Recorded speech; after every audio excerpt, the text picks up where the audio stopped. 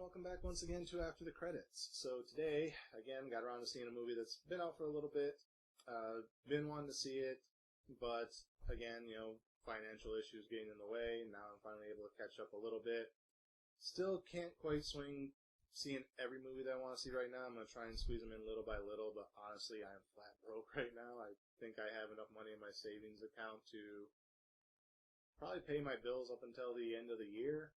After that, I'm kind of screwed unless I manage to find work fairly soon, which I have been looking. Just the one thing I've always hated about Florida is last time I lived here, or the last 2 times I've lived here, it's been next to impossible for me to get a job. Any other place I've ever lived, within 2-3 weeks to a month of being there, I have 3-4 jobs lined up. People call me even after I've started working somewhere else for jobs.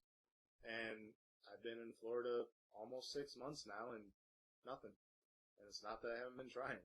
So as I get closer to the end of each month and bills are due, there goes more of my money. So the extra spending that I do, like going to see movies, has to get cut back a little bit. And that's probably why you haven't seen many product placement videos. There's been a lot of stuff I've wanted to try. It's just, I can't justify paying $5 for a bag of chips or a pack of cookies when that $5 could buy me dinner for a week, So until finances switch around, I don't know, I might have to take another short hiatus or something, but we'll make it work. I'll do something. I'll go back into gaming, I guess. That way you guys still have videos. But, yeah, movie reviews, product placements, things like that might have to take a backseat for a little while. I'm actually not even sure if I'm going to be able to do a Halloween-themed episode of product placement this year. And I think that's the one thing that's been consistent every year is a Halloween episode. I have looked for some Halloween stuff, but most of the new flavors I've seen this year have been things I've tried before, so, yeah, whatever. Anyway, this isn't supposed to be a vlog, this is supposed to be a movie review. So, what movie did I get around to seeing today? I got around to seeing Masterminds. So, what is Masterminds about? It's about people that work for an armored car company who one day decide they're going to rob the armored car and make off with a bunch of money, and the government's in pursuit of trying to get their money back. So, what did I think of it? It was okay. It wasn't quite as funny as I thought it was going to be. It's like Zach Galifianakis film, and I don't know, he's always kind of hit or miss with me with comedy. Like, I can watch one movie he's in and laugh like endlessly at the stuff he does and says, and then other times I'll watch a movie and I'll just be like, okay, he's really reaching here, and it's just not that good. Masterminds, though, it was an enjoyable film, I guess. I wasn't bored watching it, but at the same time, the comedy aspects they were going for, again, they were really kind of reaching. I didn't laugh as much as other people were, I guess. So overall, the movie kind of reminds me of Pain and Gain, where, again, a bunch of kind of not so smart people commit a crime, make off with a bunch of money, and through their own ignorance, I guess, end up getting caught in the long run.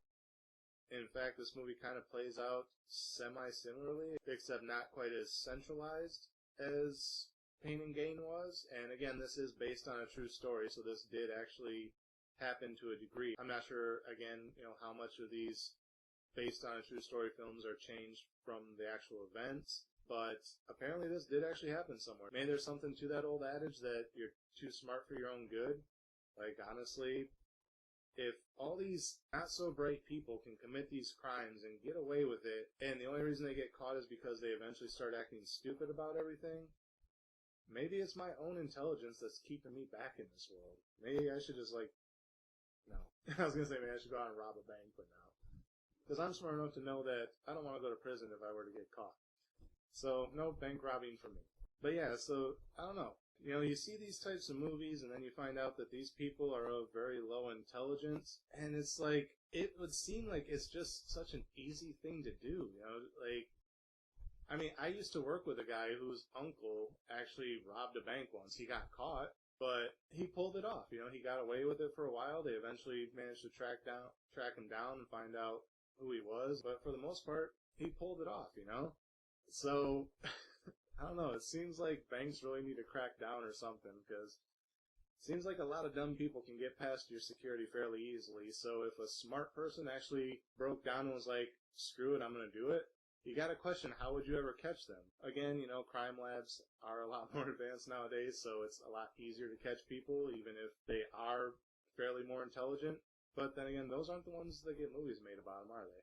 It's always the kind of ignorant ones. It's always kind of that mystery of, wow, these people managed to pull this off. And if it wasn't for their own stupidity, they would have gotten away with it. You know, so it always kind of makes you wonder, but then, you know, you actually look into things and you find out, well, you know, a lot of smart people did it too, but, you know, they still screwed up and got caught, but you never hear about them. I don't know, it's just a weird situation in this world, isn't it? So for a quick breakdown of what happens in the film, basically you see the entire movie in the preview. There's a guy working at the armored car company. He's working with this girl who he kind of likes. She ends up getting fired from the company and is staying with a friend of hers who turns out to be a petty crook. And the whole reason they decide to rob this armored car is because they want to be on TV. They want to be in the news as, oh, somebody did this, and they want to know that it was them. You know, they don't want the world to know it was them. They just want to be able to look at that and be like, hey, those criminals that are still at large, yeah, that's us, you know? And not telling people, just kind of a joke amongst themselves. So they're talking about it, and they're like, hey, she works at the armored car place. So they ask her about it, and she's like, you know, I don't work there anymore. I haven't worked there in months. I work at, I think she said, like, IHOP or something like that. So they're like, well, do you still know anyone on the inside who might be able to help us? And at first she's kind of like, you know, there's the one guy, but I don't know. He's kind of a sweet guy. I don't really want to do that to him. So he's like, well, set up a meeting with me and him, and I'll see if I can talk him into it.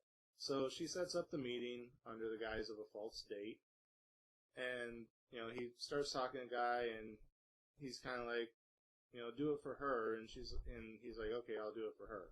So they managed to pull it off. The only reason that they even have a clue who did it is because they missed one of the security cameras. They managed to take out all the security cameras, all the recording devices, but they missed one camera and one recording device. Honestly, they could have left all the cameras there and just smashed the recording equipment, and that would have been the end of that, but they didn't. They just took out the tapes and smashed the cameras, and that was it. So they know one of the people involved. They know the guy who worked there, who was involved in it. So they start trying to track him down. And the ringleader of the group sent him off to Mexico to hide out. And they're like, well, they'll never catch you in Mexico. And, you know, after a few months, you know, we'll keep sending you money over the next couple months until the heat's off, and then you can come back. So he goes down to Mexico.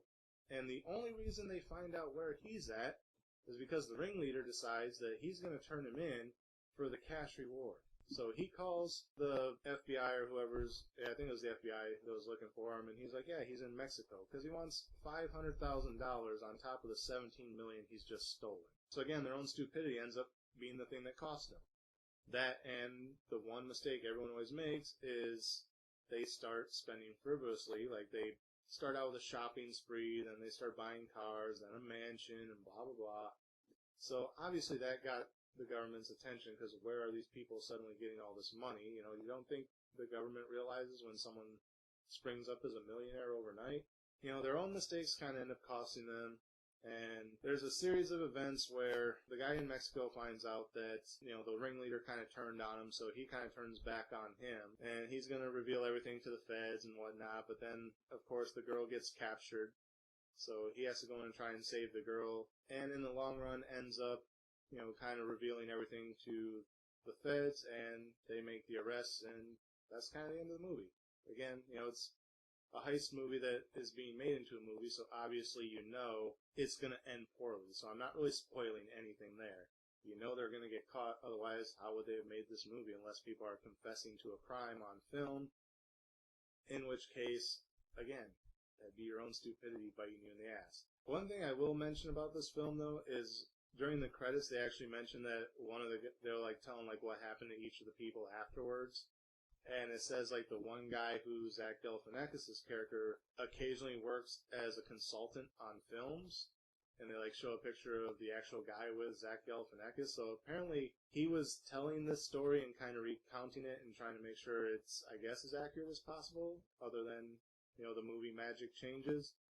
But they do actually say that almost $2 million of the money was never recovered. They also show Zach Galifianakis' character hiding the money. So it's kind of like, did this guy just admit that he actually through this film, because he was a consultant, did he actually just admit that he managed to hold on to $2 million of the money that he stole, because that's a confession. If that's what actually happened, and he's like, yeah, I managed to hide $2 million, and that's why I was able to turn my life around after I got out of jail, and he's telling people this, and it ends up on film, that's a confession. So, yeah, I don't know. Like I said, Hollywood makes it seem like it's child's play to get away with this stuff, but either your own stupidity ends up biting you in the ass, or I guess in the case of the smarter people who do it, overthinking everything ends up biting you in the ass because you over-prepare. I don't know. So, yeah, that's basically a rundown of the film. What would I give it as far as a star rating?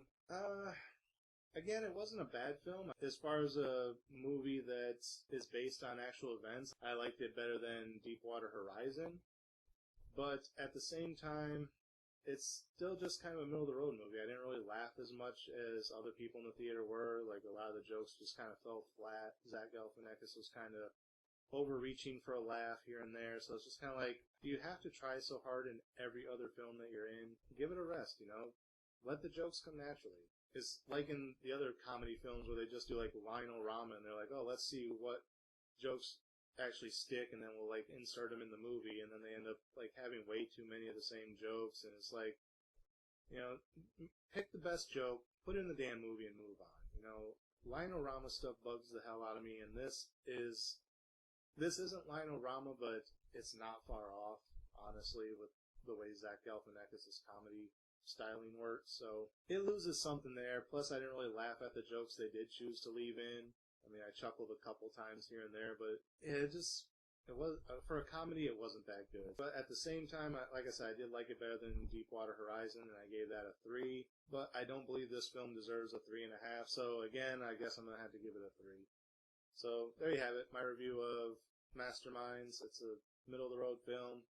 Check it out if you like Pain and Gain. Is kind of the same thing, except I actually laughed quite a bit at Pain and Gain. Didn't really laugh that much at this. It's a Zach Galifianakis film. If you like The Hangover and stuff, or Due Date, or anything like that he's been in, you might like it. I don't know. Like I said, I'm kind of hit and miss on his films. But that's my review of it. So, as always, thank you guys for watching. Remember to like, comment, subscribe, share the video. Links are in the description, and until next time, we'll see you after the credits.